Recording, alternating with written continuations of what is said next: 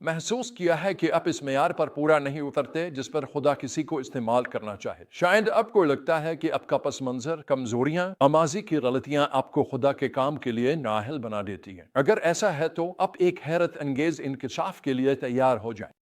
آج ہم شمشون کی کہانی پر نظر ڈال رہے ہیں، جو بائبل کے سب سے مشہور اور کمزور ہیروز میں سے ایک ہے۔ اس کی کہانی ہمیں سکھاتی ہے کہ خدا کسی کو بھی، یہاں تک کہ سب سے غیر متوقع شخص کو بھی، اپنے مقصد کو پورا کرنے کے لیے استعمال کر سکتا ہے۔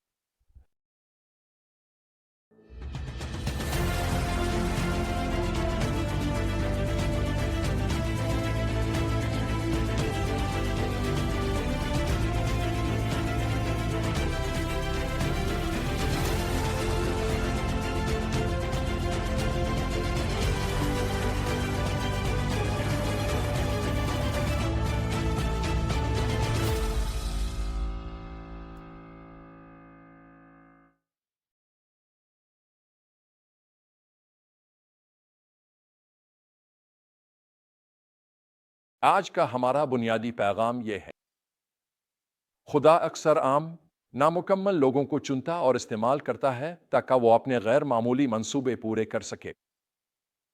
جب ہم قضا 13 کو کھولتے ہیں تو ہمیں اسرائیل ایک بار پھر ظلم و ستم کا شکار نظر آتا ہے، اس بار فلسطینیوں کے ہاتھوں۔ خدا ایک غیر متوقع طریقے سے ایک نجات دہندہ کو کھڑا کرنے والا ہے۔ کہانی کا آغاز ایک عام جوڑے، منو اور اس کی بیوی سے ہوتا ہے، جو اولاد سے محروم ہے۔ یہ ایک معجزانہ پیدائش کے لیے پس منظر تیار کرتا ہے جو اسرائیل کی تاریخ میں دیگر اہم شخصیات کی یاد دلاتی ہے۔ ایک فرشتہ منو کی بیوی کے سامنے ظاہر ہوتا ہے اور ایک حیران کن پیغام دیتا ہے: تم بانجھ اور بے اولاد ہو، لیکن تم حاملہ ہو کر ایک بیٹے کو جنم دو گی۔ قضا 13:3۔ فرشتہ مزید ہدایات دیتا ہے کہ اس بچے کو کس طرح پرورش دی جائے، کیونکہ وہ پیدائش سے ہی خدا کے لیے نذر ہوگا۔ یہ واقعہ ہمیں کئی اہم اسباق سکھاتا ہے۔ خدا اکثر عام لوگوں کے ذریعے کام کرتا ہے۔ منو اور اس کی بیوی نہ تو کسی قوم کے رہنما تھے اور نہ ہی بڑے اثر و رسوخ رکھنے والے لوگ، پھر بھی خدا نے انہیں اس اہم کام کے لیے چنا۔ خدا کے منصوبے ہمارے موجودہ حالات سے کہیں آگے ہوتے ہیں۔ جو بانجھ پن ایک ناممکن صورتحال لگ رہی تھی، وہی خدا کی نجات کا نقطہ آغاز بن گیا۔ خدا کی ہدایات پر عمل کرنا نہایت ضروری ہے۔ فرشتے نے شمشون کی پرورش کے لیے مخصوص ہدایات دیں، جو خدا کے منصوبے پر عمل کرنے کی اہمیت کو اجاگر کرتی ہیں۔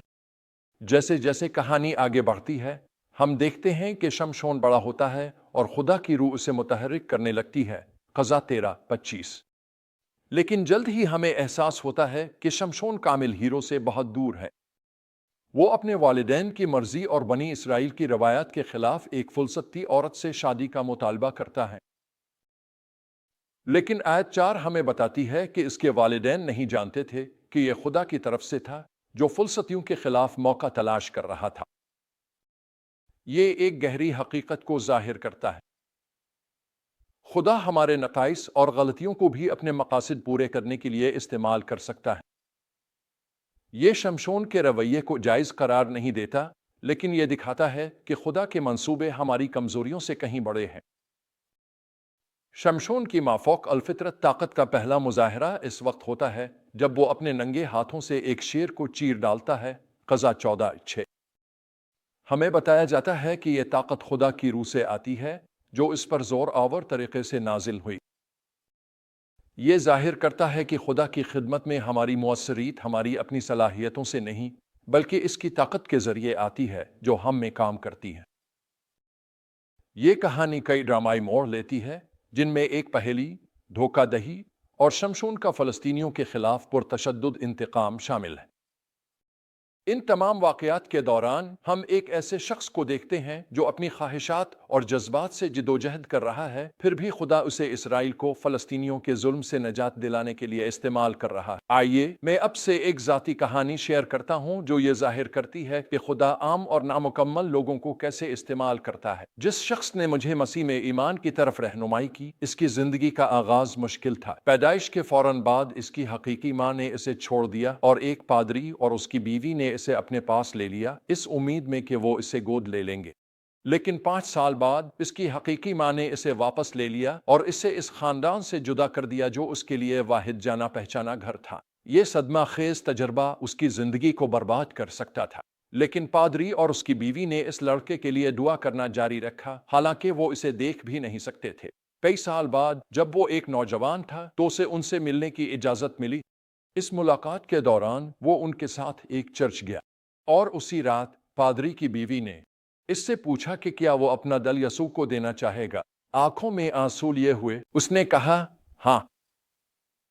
وہ لڑکا بڑا ہو کر ایک طاقتور نوجوان مبلغ بن گیا۔ اسی کی ایک مجلس میں نے انجیل سنی اور اپنی زندگی مسیح کے سپرد کر دی۔ خدا نے ایک عام جوڑے کی دعا میں وفاداری، ایک لڑکے کے ٹوٹے ماضی اور غیر متوقع واقعات کے سلسلے کو استعمال کیا، نہ صرف ایک زندگی کو بدلنے کے لیے بلکہ کئی زندگیاں بدلنے کے لیے، جن میں میری زندگی بھی شامل ہے۔ جو کچھ خدا ہماری زندگی میں کرتا ہے وہ اکثر کسی اور کی زندگی میں کیے گئے اس کے کام سے شروع ہوتا ہے، کسی عام شخص سے جو اس کے ساتھ عاجزی سے چلتا ہے۔ تو شمشون کی کہانی آپ اور میرے لیے کیا معنی رکھتی ہے؟ ہم ان سچائیوں کو اپنی زندگی میں کیسے لاگو کر سکتے ہیں؟ پہلی بات، اپنے پس منظر محسوس کی گئی کمزوریوں کی وجہ سے خود کو خدا کی خدمت کے لیے نااہل مت سمجھیں۔ خدا غیر متوقع لوگوں کو استعمال کرنے میں مہارت رکھتا ہے۔ دوسری بات، یہ پہچانیں کہ اب کی طاقت خدا سے آتی ہے، نہ کہ اب خود سے۔ شمشون کی طرح ہماری مؤثریت ہماری اپنی صلاحیتوں پر نہیں بلکہ روح کی طاقت پر منحصر ہے۔ تیسری بات، اپنی کمزوریوں اور نازک پہلوؤں سے آگاہ رہیں۔ شمشون کی کہانی بے قابو خواہشات کے خطرات کے بارے میں ایک تنبیہی سبق ہے۔ چوتھی بات، یہ سمجھیں کہ خدا کے منصوبے ہماری غلطیوں سے بڑے ہیں۔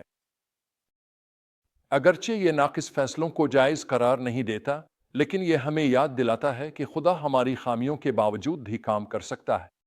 اور پانچویں بات، خدا کی ہدایات پر عمل کریں، چاہے وہ بظاہر غیر منطقی ہی کیوں نہ لگے۔ شمشون کے والدین نے فرشتے کی غیر معمولی ہدایات پر عمل کیا، جس سے خدا کے کام کے لیے راہ ہموار ہوئی۔ آخر میں آپ کو ایک چیلنج دینا چاہتا ہوں۔ آپ اپنی زندگی میں کہاں ایسا محسوس کرتے ہیں کہ آپ خدا کی خدمت کے لیے نااہل یا ناکافی ہیں؟ خدا آپ کے منفرد پس منظر، حتیٰ کہ آپ کی خامیوں یا ماضی کی غلطیوں کو بھی اپنے مقصد کے لیے استعمال کرنا چاہتا ہے۔ یاد رکھیں، وہی خدا جس نے تمام خامیوں کے باوجود شمشون کو چنا، آج آپ کے ذریعے بھی کام کرنا چاہتا ہے۔ آپ کو کامل ہونے کی ضرورت نہیں ہے، آپ کو بس تیار ہونا ہے۔ کیا آپ شمشون کے والدین کی طرح خدا کے بلاوے پر ہاں کہیں گے، چاہے وہ ناممکن لگے یا غیر منطقی محسوس ہو؟ جب آپ ایسا کریں گے تو آپ خدا کے کام کے لیے دروازہ کھول دیتے ہیں، جو وہ آپ کی عام زندگی کے ذریعے غیر معمولی طریقے سے کر سکتا ہے۔